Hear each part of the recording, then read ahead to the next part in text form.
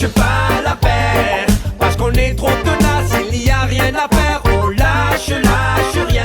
Bonjour, vendredi 4 avril, petit retour sur la grève d'hier avec un chiffre gréviste de 22% à la CEPAM 13. C'est à l'appel seulement de la CGT qui n'a pas eu le temps de faire des prises de parole et de distribuer des tracts. Les raisons sont nombreuses aujourd'hui pour se mobiliser. On va continuer à organiser la lutte contre la casse de la sécurité sociale que subissent les assurés et les salariés de la Caisse.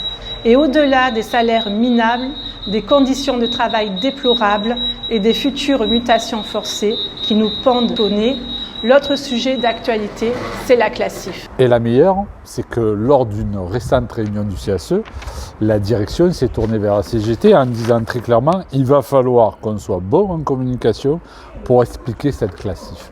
J'espère que la direction ne compte pas sur la CGT, le seul syndicat qui n'a pas signé et qui a fait valoir son droit d'opposition pour expliquer la classif. Mais je vais quand même un peu les aider.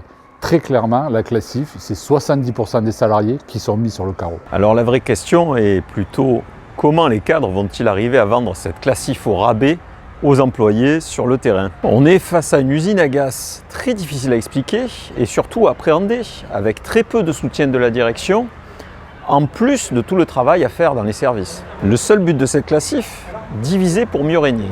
Et le moins que l'on puisse dire, c'est que ça n'est pas du tout un outil de management qui va aider à souder les collectifs de travail, bien au contraire. Petite info du national, la CNIL vient de donner son accord au projet Darwin EU. Ce projet prévoit le transfert massif des données de la Caisse nationale d'assurance maladie vers les serveurs de Microsoft domiciliés aux États-Unis. Dans cette période de guerre commerciale qui nous oppose à Donald Trump et à son gouvernement, le moins qu'on puisse dire, c'est que cette décision est peu clairvoyante. Et oui, parce qu'aux États-Unis, la santé, c'est du business, c'est du commerce.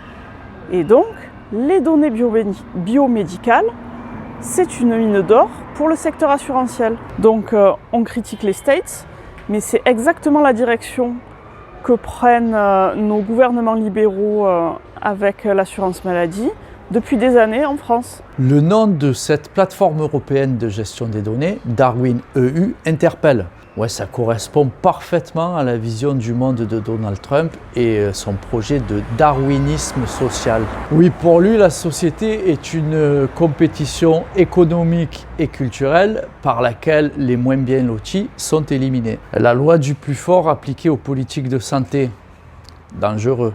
En 2025, la France fête les 80 ans de la Sécu.